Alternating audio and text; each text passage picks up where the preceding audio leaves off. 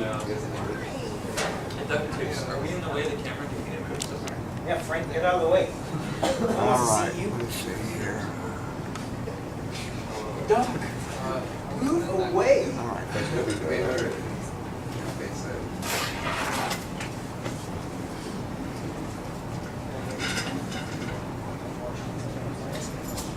Okay, Mr. Kedar. Alright. Good afternoon, everyone. My name is Emil Kurtikar. I am with Three Bears Automation, and today I'll be presenting our project on optimizing the performance of the heat exchanger purchased by Clinical Construction. Alright. So Clinical Construction purchased a heat exchanger for a group of doctors. The purpose of the heat exchanger is to heat up the water to a temperature high enough to kill a certain bacteria called non-tuberculous mycobacteria, NTM. Clinical Construction, after buying the heat exchanger, wanted us to perform some controller tuning and tests to make sure that we can meet several objectives. First, we need to make sure that the first heat exchanger in the system will be able to heat the water up to a temperature high enough to kill the NTM. Our next objective is to then cool the water back down to a safe use temperature. So even though it's a hot water stream, it shouldn't have to burn the people who are using it. Our third objective is to make sure that the entire system can respond appropriately to any changes in controls.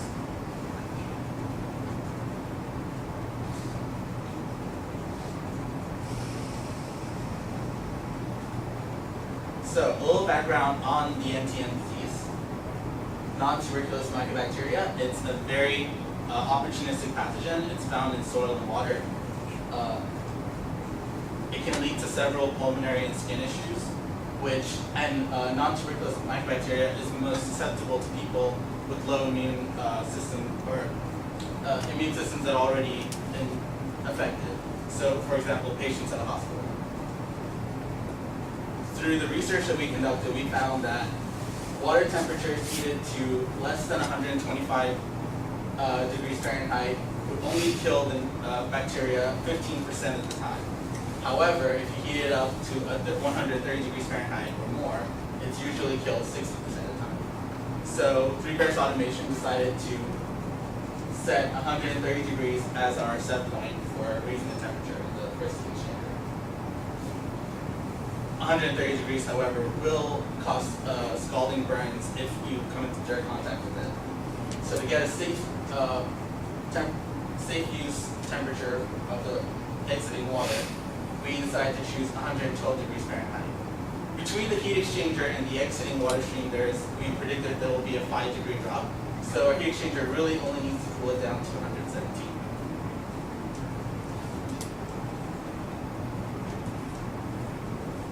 As you can see here, we have a schematic of our system. Hot water will come in and get pumped into the first heat exchanger, where it will be heated up by the steam.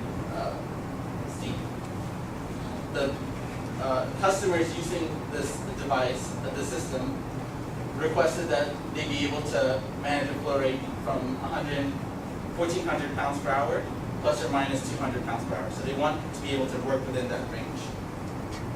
We can measure and control that range using a flow meter F601 on the hot water stream. Next, we want to make sure that the water comes out at 130 degrees Fahrenheit. To control that, we have a temperature controller T601, which controls the valve and the steam. It can increase or decrease the steam supply to control the outlet temperature. The next step being we want to make sure that it comes out at a safe use temperature of 117. We have two controllers working cascade, T606 and F602. F602 will control the flow rate based on information fed to it by T606, which will measure the outlet temperature. For each of these controllers, there are parameters that guide their performance. These are KC controller gain, tau I, the integral time constant, and tau D, derivative time constant. KC is dimensionless, tau I and tau D are in minutes. Each of these values can be input manually by an operator into someone that's controlling the system. So first we're going to work on fine-tuning F601 and F602. We're going to use a trial and error method. We were given a certain range for what a flow controller should work at. from that range, we picked our values for KC and TI. And then we ran several tests on the system to make sure we could get to the desired response, which had a low rate of oscillations and a short time delay. We found that for F601, these values were the most optimal and got us closest to this response. For F602, we found these values to be the best. Next, we need to tune the temperature controllers. We ran the temperature controllers on an open loop test where we input the values for the flow controllers and then ran the temperature controllers on manual without adding any parameters to them to see how they responded by themselves to any changes in flow. We conducted the various step tests at different flow rates to see the temperature over here, as you can see, oscillated quite a bit on its own without any additional tuning. We fed this data into LoopPro, which gave us our process characterization parameters. As you can see here, these are the values we got from it for T606. We used these parameters and the INT tuning rules to calculate PID tuning parameters here, which we would then plug back into our system. We repeated the same test for T601. Again, this one had a lot more, a lot farther from the set point than it should have been. So we ended up seeing a less R squared value for this, and used the parameters we were given here for the process calculation parameters, and calculated the tuning constants for the INT tuning rules. We then used the values from the INT tuning rules for each T601 and T606, and ran a closed loop test on both the controllers. For varying F601's flow rate between the range that we were given, 1400 plus or minus 200, we recorded the response of the temperature and the variance from the set point. We decided to go with the ITAE, interval time absolute error criteria, to calculate the total error for these controllers. In ITAE, you measure each error and multiply it by the time from the time of the set point change. So we first ran this with our tuning parameters that we got from the LoopPro modeling, and then we decided to see if changing these parameters would make the errors better or worse. So over time we had, over our runs, we first decreased the tau I value. We saw decreasing it by half would make it better. It did not. It actually resulted in more error. Then we doubled tau I, and that gave us an even larger error. From this, we assumed that tau I is susceptible to over-tuning, so leaving it the value that it was originally at is probably our best option. Then we doubled KC, doubled that, half KC, and so forth. We found out that over all these different combinations, the 2 KC and keeping tau I and tau D the same worked best. We chose this as our basis for our optimal parameters. We then did replicates of each of these tests and did a means comparison test comparing how they performed over their average performance. And it turns out that actually the 2 KC tau I TD was not the best. It turned out to be the 4 KC. So doubling that further actually resulted in less error. And we can say that that value was statistically different than at least one of the other tuning parameters. So we chose with that being our best option. In conclusion, see here we have the given system. These are the values you would recommend for the tuning parameters for each controller. As a recommendation, you would say we didn't have the time to maybe double KC further. Maybe there's a point, 8 KC, would that be better? We would recommend that clinical construction looks into that. it might even be worse, and in that case 4KC would be the best. We also suggest, if the budget allows, maybe installing a recycle flow rate, in which if the temperature that comes out at the top is not optimal, we can control it to go back down and run through the system again.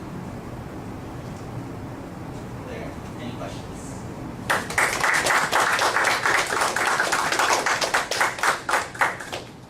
Okay, student questions?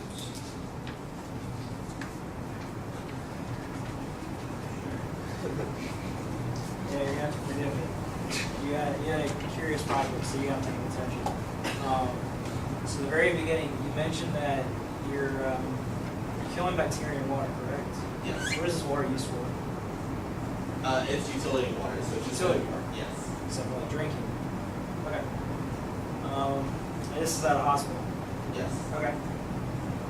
So how did you decide the basis for killing the bacteria? I know you mentioned that the temperature you chose would kill 60% of the bacteria. Is that sufficient? It is not, but given it would kill at least 60% of the time, it would kill all the bacteria in it. We were restrained by the exchange gradient itself. If we raised the temperature too high, it would set off a pressure relief valve on the steam. Is there any way around that? There might not be, I'm just curious.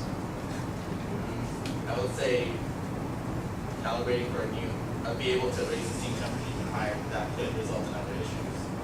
So we don't know if that will be able to cool down as fast as the 130.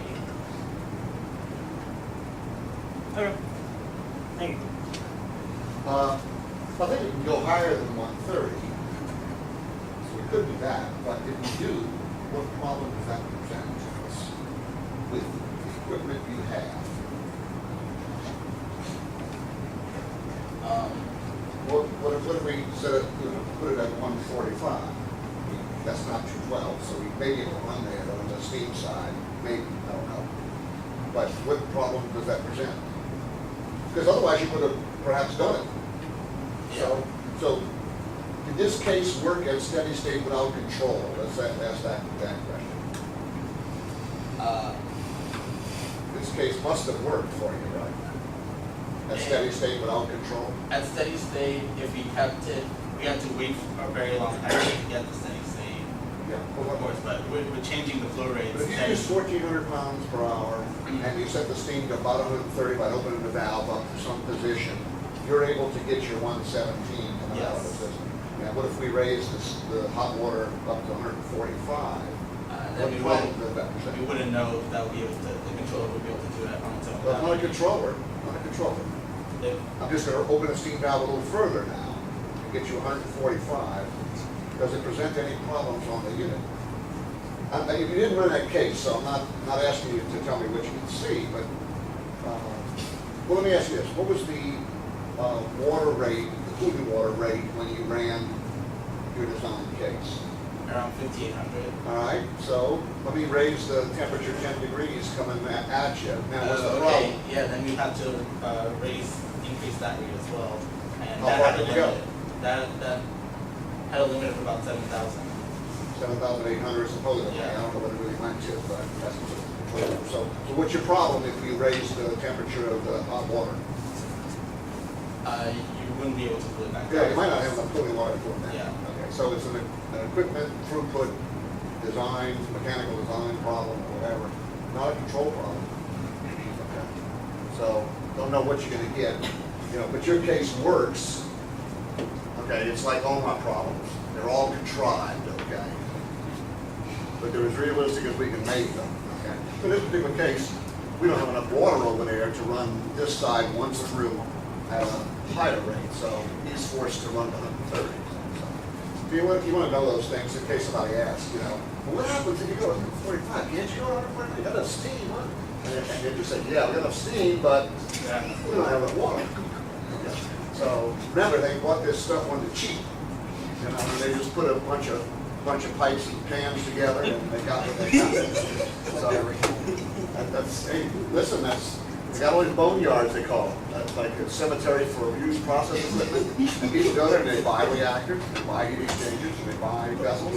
And if you're not working for Exxon, sometimes you gotta go get secondhand equipment to build what you want to build. You got a little entrepreneur, a little startup company, and they go buy a Farmer reactor for 10,000 instead of 180,000 for a brand new piece of equipment. Okay, anyway, back to the problem at hand.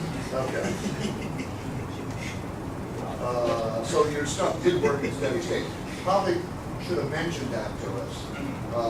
Tell us, hey, you did a no control, set the specs, the unit can do it. And then you might even offer, but it was at, if we go a lot higher in water rate, or if we go a lot higher in temperature, this equipment won't do it. It's not even a control problem, it's a design problem. All right, let's see. Let's go to the flow controller stuff, 2 week.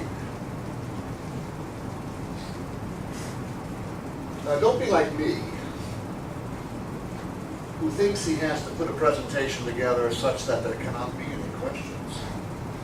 Okay, all right? That's far too much hubris, okay? You don't want to go there, okay? But it's easy to go there, okay? So what you want to do, I don't mean that you leave stuff out intentionally, but you kind of want to have answers to the most likely questions that come up. Because somebody's going to ask. Here's one they're going to ask. I see that F601 ended up with a tuning gain of 1.45. That sounds kind of high. Well, Does that make sense? yeah, we were given a range. We started, the KC there was the low end of our range. That's where we started off at. We saw that that really wasn't doing it. So then we moved on to the high end of our range and then doubled that. Is that the higher end of your range? No, it's even outside of that. Okay. So that's something you want to be ready to answer just as you were. But you may want to offer it as you speak. Avoiding the temptation to answer all questions in the presentation so that there are no questions. Then your audience feels dumb. You don't know what to ask. Well, anyway, you can talk. That's a little high, but it works. Now, how would we know that it worked? You would have shown us a response curve. That's how we would know. And then we would see, you'd be able to say, now look, that number's high, but look at the curve, bud. Yeah. It's good. So we would have liked to have seen the response curves there. They're trivial, but they're actually more important than that graph on the right-hand side. Okay, think about that. All ink needs to convey information. Okay.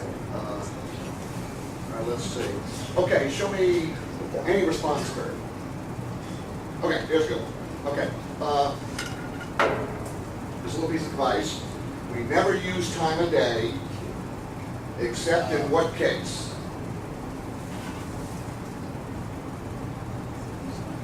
In the case where we want to show people when the plant blew up. Then we put the plot down and it says 1406 and there's an hour right there and we can say that's when it blew up. Okay. So I'm just being cavalier, but the point is you never really want a time of day clock unless time of day delivers the information you want. And it could. You could be, for instance, showing a 24-hour cycle, and we could watch the diurnal variation of a variable, where at 4 o'clock in the afternoon when the temperature's hottest, we get to see that something funny is happening. So sometimes it's valuable, but I'd say 95% of the time, you just want elapsed time, okay, from some starting case right there. And in your case, time 0 would be, at the left of the thing, something like that. Okay. Do you have in your backup slides the Loop Pro analysis of this? Not. Okay, it'd be good to see because the data's so crappy that we'd like to figure out what Loop Pro had to say about this.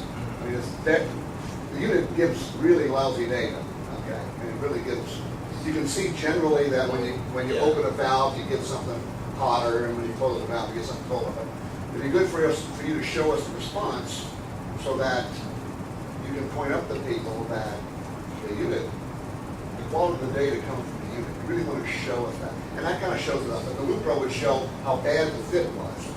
Did you try to fit all of it at once, or did you try to fit some pieces? For this, we tried to fit all of it at once. Okay. Not always a good idea. Why?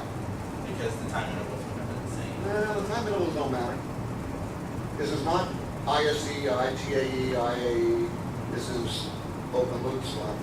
So time intervals really don't matter. You could go up, down, left, right. You can do all of that. Doesn't matter. You can have a short one, a long one, tall one. Doesn't matter. So what's the problem with trying to analyze all the data at once?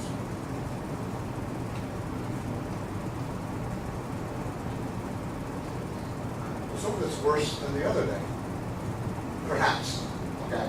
Maybe one of the tests, nothing happens, and you know that's wrong. Yeah. Okay, so you just get rid of that because it's wrong and analyze some other pieces, you know. The other thing, when you analyze it in pieces, you can see if there's a difference. You know, maybe the process gain changes. Okay. Go to the next slide. Now, what you really need to tell us up here is you need to tell us what K's units are. Okay, because it has units, so we want to know what they are. Now, 74.6 is a pretty big number, doesn't mean it's wrong, it's pretty big. So why does it come out that big? It's because the response is temperature. No, these are process characterization parameters. The response to this, I can't remember which loop we're on. It says T606, so this must be the cooling water. Yeah. Right, okay. So it says that the response is on the order of 100 degrees, 75 degrees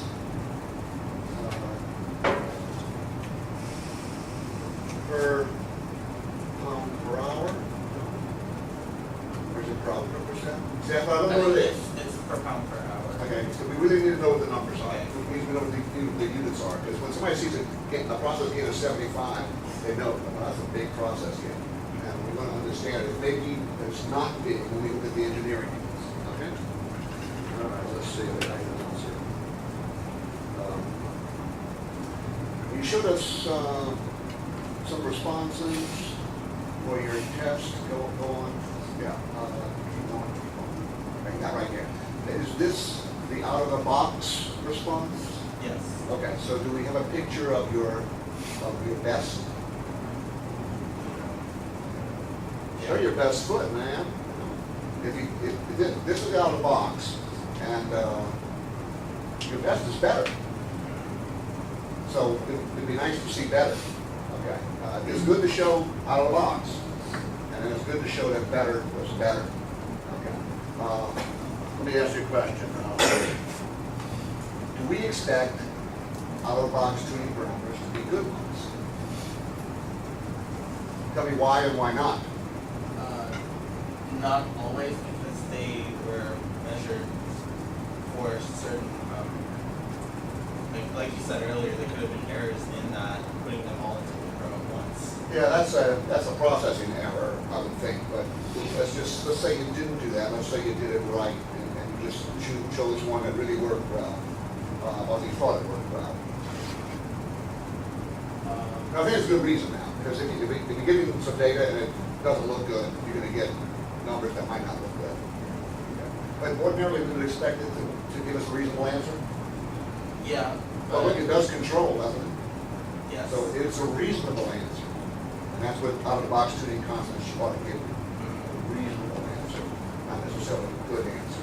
So I'd like to see, how good was your better one than this? Can you estimate, or was it a little better than that?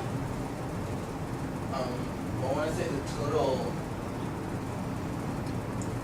it How about the size of the excursion or the quickness of recovery? this kind of shows it by scale, so Yeah. if this was up here, this was that much Yeah, better. so it's definitely better. Yes. Yeah, okay. So it'd be good to know what that is. You always want to show your best result, okay?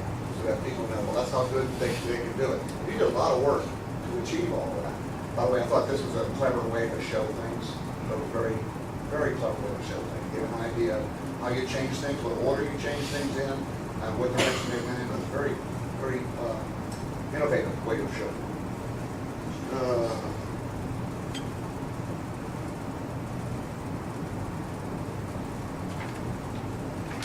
That's really that's all. Oh, one more thing. That is, go to one of your slides with color on it. A figure, maybe. One of your figures. That's good right there.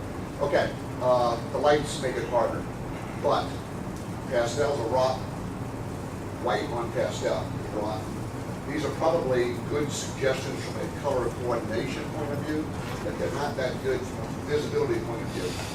besides the fonts being small on the tags, the white on a pale blue or something like that doesn't come out well. White on black might have, but it's still a little small. So avoid pastel colors, use primary colors, and make sure you stand 6 foot from the screen to try to read the labels on things. That should make it big enough.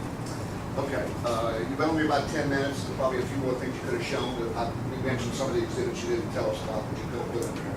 That would work. But you did a very thorough job on the trying to find the concept. One more question. Good point. I bring up. Go to that last slide, or no, second last. Go back. That one right there. Okay. All right. You may have to help people who aren't familiar with JMP understand what the output looks like. Okay. It's a little hard to figure out what the circles mean and stuff like that. Once you use JMP, you know what you're talking about. But the rest of them, these guys would know. But I don't use JMP that much. Your managers don't use JMP at all. So you want to make sure you explain it. So you proved the point we asked, which was that your best was better than another. Okay. But what would you say about your best being better than most or none? Than others, it's not that much better. Yeah, it's not that much better than a lot of other choices, right? What does that say about process control or about sensitivity to tuning constants? But there's a point where it's going to stop getting any better. Yeah, there are a lot of, well, the point is that not just that, but that it's a very wide plateau, often, where you don't see much difference. You just get an answer and they all look somewhat similar. I think you did find the best one. There's no doubt about that, but it's not that much better than about half of the others. It is much better than 2 or 3 of the others.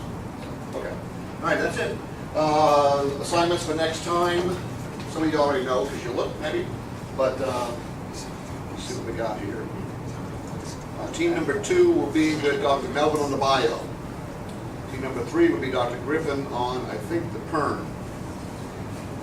Team number 4 will be with Dr. Romanoli on the ERU, I think. Either that or the VTHX, because he's got the freedom to do either one or the other. I think he usually takes the ERU. It'll be a control experiment, regardless. Okay. And then team number 6 will be with me again, 4 fellows, on the PDU doing a control experiment. All right, thank you.